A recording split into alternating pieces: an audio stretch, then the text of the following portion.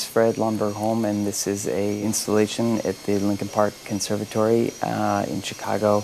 The series is called Florasonic. When I had an opportunity to do one, I wanted to do something that was more variable and actually site-specific and involved the situation here in the room, which is that you have a glass box full of plants, and the plants are using light to create energy to grow and live. So I thought it'd be nice to maybe have some other sort of interaction between the sound and the light as opposed to the plants and the light, and so it's sort of audio manifestation of what's going on for a plant, maybe. Too early for this. It's a really loud one that gets going in the afternoons over here. It's very quiet. I don't know.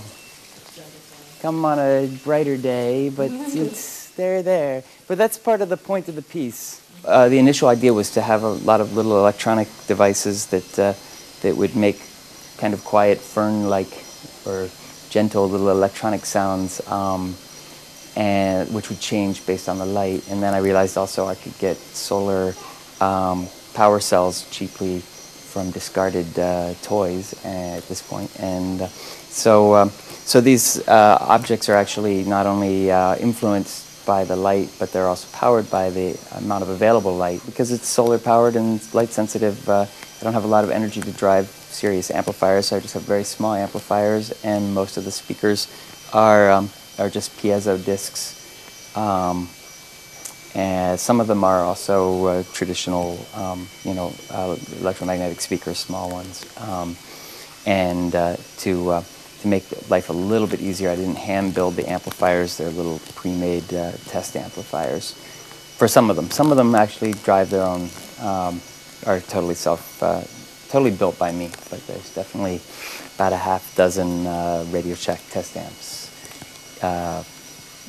Not necessarily to create the, not using the speaker part, just using the amplifier part of them. So here's one of them.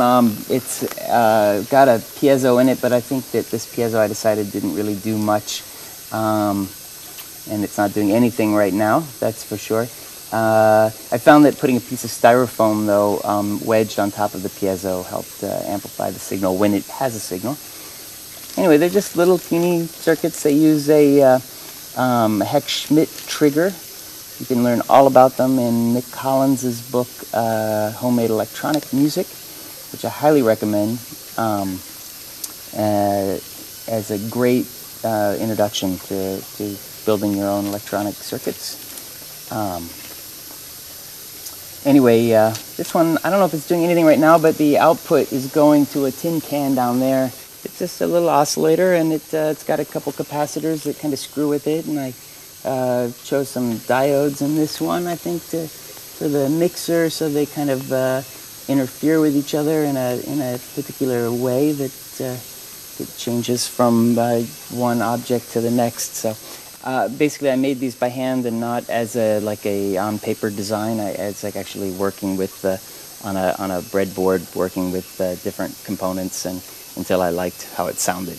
And then when I liked it, I just solder one together on just some copper PC board, but generic stuff, not so it's not printed circuit. It's just a copper breadboard. But so the speaker's down there, and then the power supply. There's probably a second speaker somewhere over here too, because there's two lines coming this way, and one of these is from the solar cell. The solar cells, like I said, are put up in the.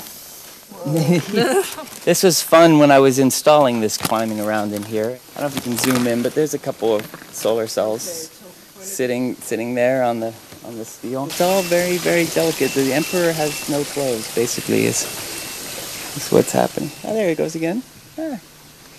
So anyway, there's another one of the circuits just taped up randomly on that steel post there. You can barely see, you just see the back side of it, but a couple wires.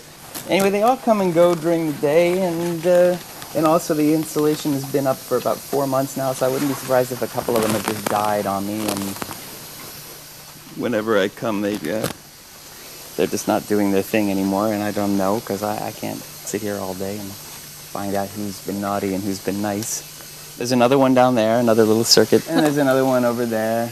I did each one of them by themselves, trying to figure out what sort of the general light range, knowing that I would never be able to get something that would just make sounds all day long, no matter what the conditions were.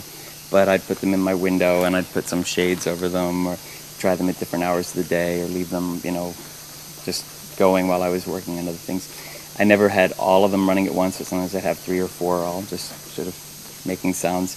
I have to say that if I had them all in a controlled environment where I could really restrict or increase the amount of light on them, it'd be really fun. And I'm probably going to try to do that at some point, but that's a totally different project.